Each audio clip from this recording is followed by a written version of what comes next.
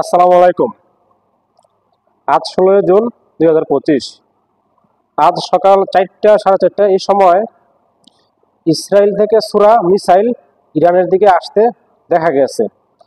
আপনি কুয়েত আল মাসরা থেকে অনেকে দেখেছেন, সামাজিক মাধ্যম ফেসবুক এবং হোয়াটসঅ্যাপে আপনার শেয়ার হয়েছে, অনেকে পোস্ট করেছেন।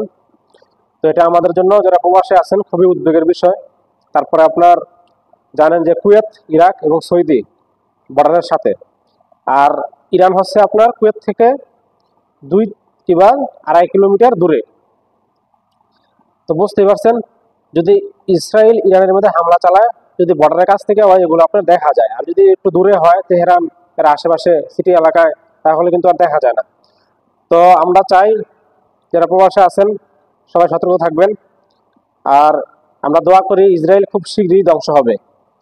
এরা আপনার একটি জাতিকে ধ্বংস করেছে, ফিলিস্তিনের মতন একটি মুসলমান দেশকে আপনার ধ্বংস করে এখন ইরানের দিকে নজর দিয়েছে।